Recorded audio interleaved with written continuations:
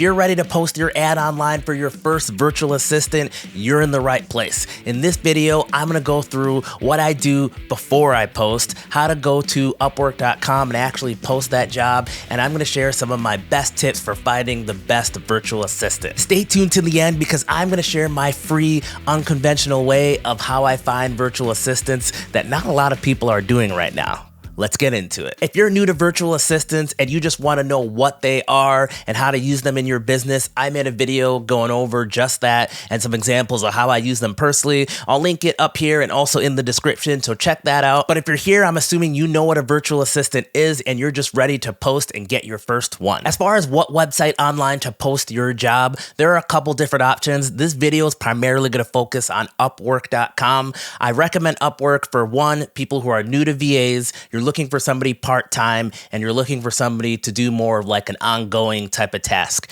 If you're looking for somebody to just do something once and it's more of like a canned service, Fiverr.com is a good recommendation for those sort of one-time jobs. And then if you're looking for somebody more full-time and you're a more experienced person with hiring VAs, onlinejobs.ph is a great website for that. They have some better filtering tools and a bigger pool of candidates that are looking for full-time work.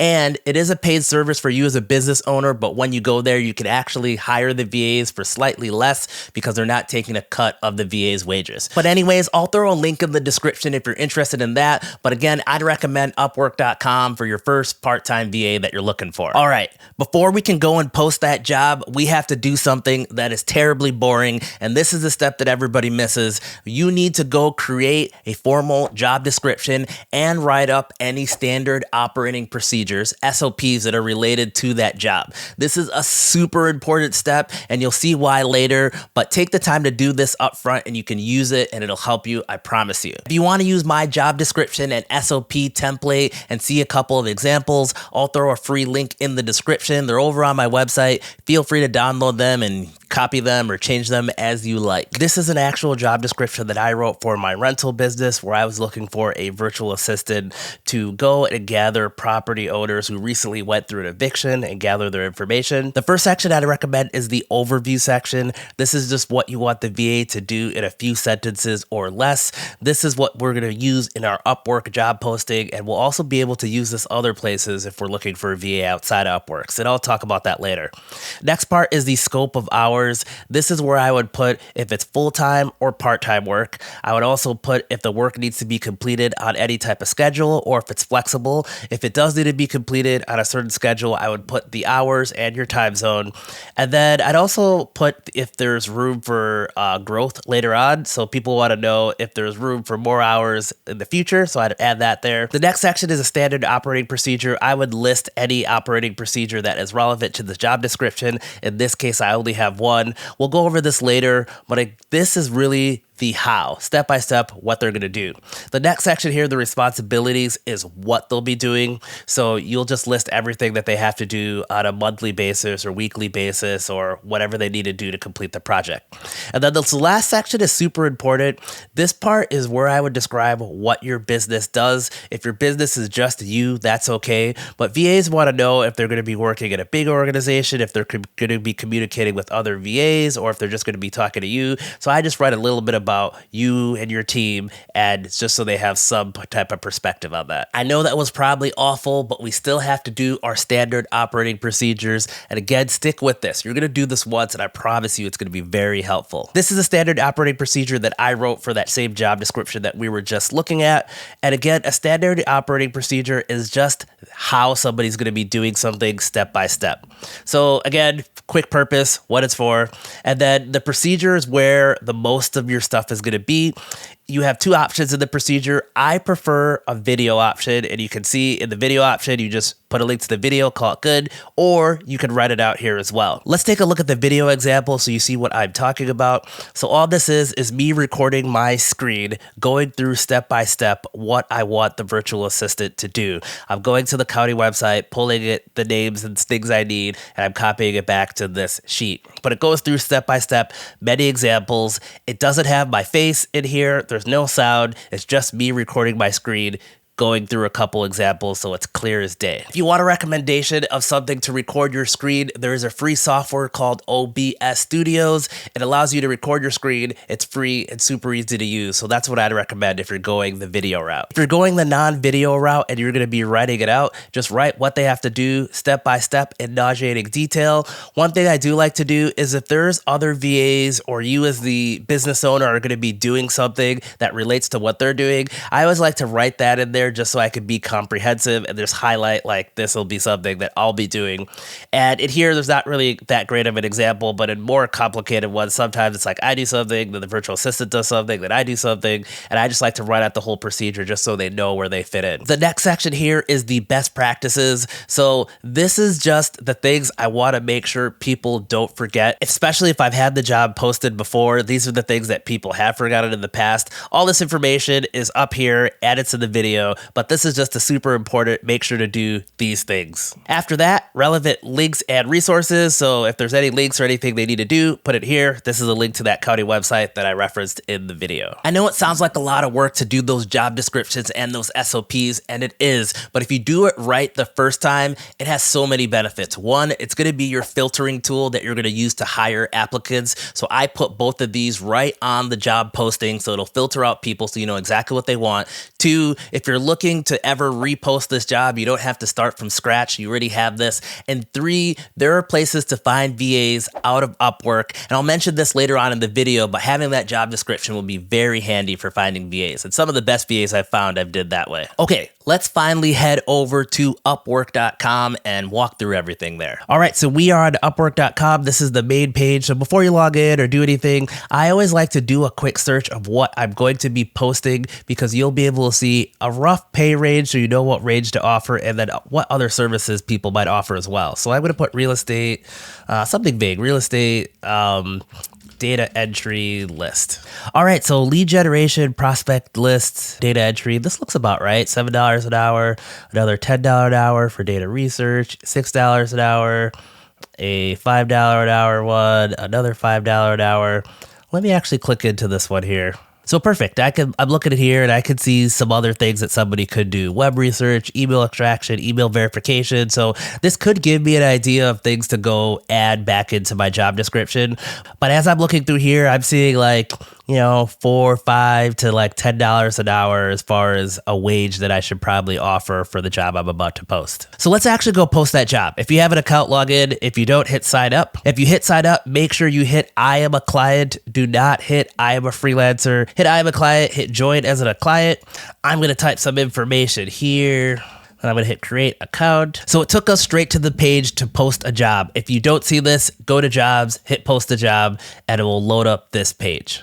So Upwork has this AI assistant and it works pretty well. So I like to start with this and then at the end, I like to continue without it. So to get started, I would just click and go in here. So this first section just wants a simple description of what you want somebody to do. So you can see an example here. I usually like to just copy the first sentence of the job description. So I'm just going to copy that over here.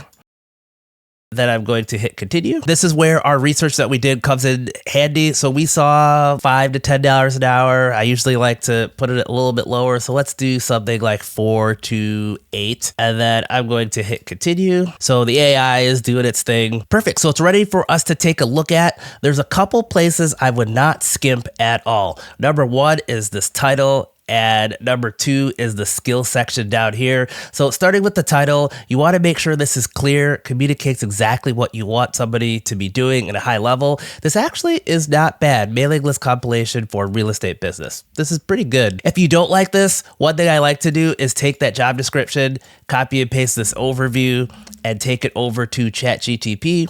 And say, can you help me write a job title for a Upwork job with a above overview? So let's see what it came up with. Data entry specialist for real estate mailing list compilation. This is okay.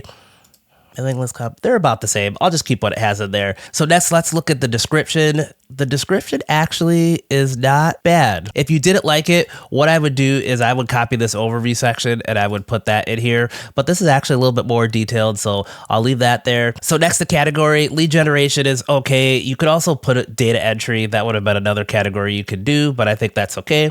Under skills, this section, I would definitely make sure to edit and make sure it has everything relevant that you need. So for example, I'm not doing anything with Microsoft Excel. I'm actually doing Google Sheets. So I want to make sure to put that in there. Let's see, list building, I'll throw that in there. Lead generation, data entries, correct.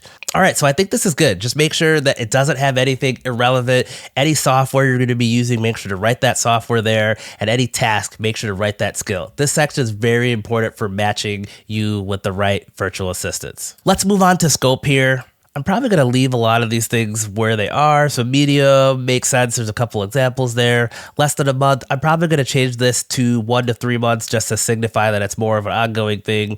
Intermediate level, probably leave that I'll probably leave that where it is. So location preferences, depends what you're hiring for.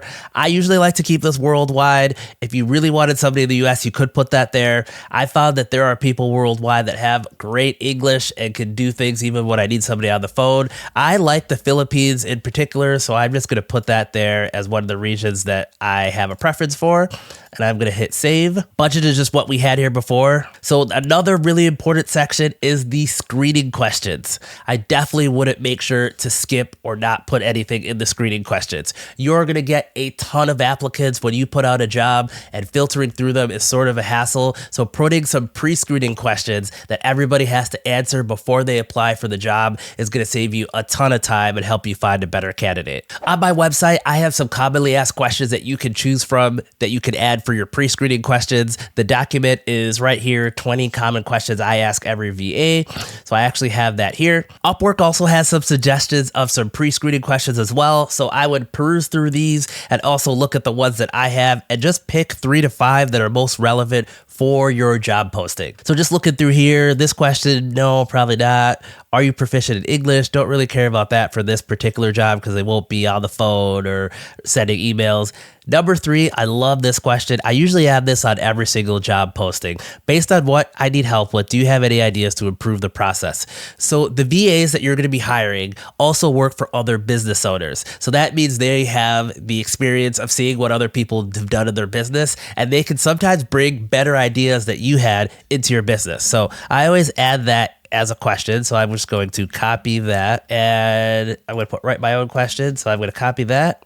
I'm going to hit save question there. Let's see what else I got. What experiences do you have with specific software? So this is another one that usually I will add. I like this one as well because I want them to be able to use Google Sheets.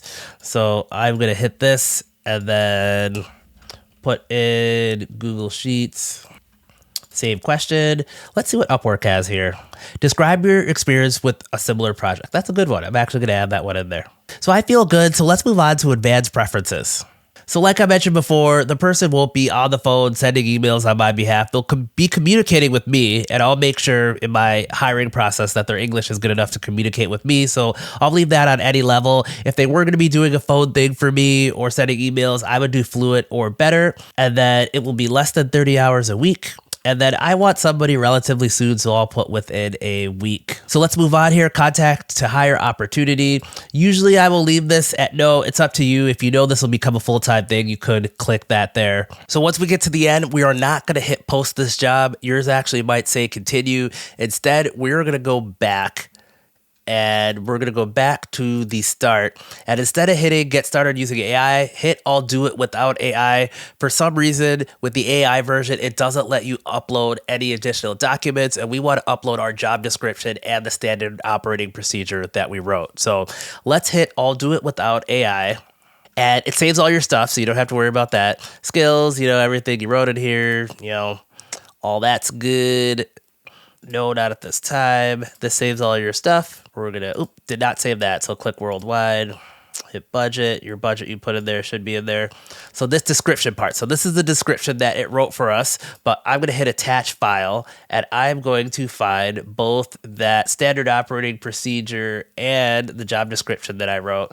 And I'm going to add those here. So add that. let's attach one more file. We want to add the standard operating procedure, added that.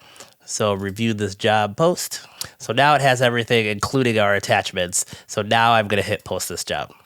So congratulations, your post is live. You can fill this out. I'm going to hit skip on this. I personally have never boosted a job before. I guess if you're having a hard time looking for somebody, you could. But for jobs like this, I could usually find a ton of people. So I'm not going to hit that. So the job posting technically is live, but don't skip this next part. So now that we posted it, Upwork has went through with the skills that we listed and also our salary and what we had, and it's matching people that think might be good fits for the job. So this part's super important. I like to go through everybody and click on them. And the ones I'm going to click on are people within my salary range. The job success is important to me. And also I want somebody who's earned some money on Upwork. So this guy has earned $5,000 on Upwork, which means other people have hired him. This person, unfortunately, is not. So if I'm looking between these two, I might click on this guy. Click in here, sort of see what services he offers, lead generation, email branding, data collection, data extraction. Perfect. So this would be somebody that I would probably hit invite for. And I would do this for, I don't know, at least 10, 15 people on here. I just go through and click anybody who fits. So after that, you're going to have proposals that come in, and oh my God, I actually got one since I posted this I just got another one here. So let's actually go in here and click on one of these. So this person answered this question about what they would do to improve the process. That's sort of a silly answer they wrote there, but whatever. And then describe experience doing similar projects. So she lists out a couple things. Let's click on this other person. She gave a similar answer. It must be some type of CAD thing they could do. But this person actually provided a link. So let's click on that. Oh, wait, perfect. So you can see a link. So the next thing that you would do is you would reach out to these people, message them. For something like this, I don't know if I'd actually talk to somebody on the phone. Being able to just message back and forth and ask some questions will be good enough. If I was actually going to be using them for something a little bit more integrated into my business, I might actually just call them and have a formal interview, at which point I would probably go and ask them some more questions on this list and get a better sense or feel for who they are. And then after that, you can go and hire somebody and start your work from there. All right, you got the job posted on Upwork, but I wouldn't stop there. This is actually the pro tip that I mentioned at the beginning of the video. So I've actually found some of my best VAs outside of Upwork using this. So now that we wrote up that job description and we have that, I've actually taken that job description over to Facebook and I've joined Facebook groups that are particular to my business. And I joined 5, 6, 7 of them. And I post a job description in there and I always get a recommendation from another business owner of a VA that they have. And they don't mind sharing it because these VAs are only working for them part-time. So they never really mind sharing them. And I always find good recommendations from there. So I'd share it to those Facebook groups. Make sure to do at least 5 or 6, anything that is active and relevant to your business. And then I'd also take that same job description over to networking meetings and just share it with anybody who does what you do. If you're excited about VAs, I actually have 5 other tools that I mentioned in my video about the top 6 time-saving tools that every business owner needs. So I'd make sure to check out that video next. I'll see you there.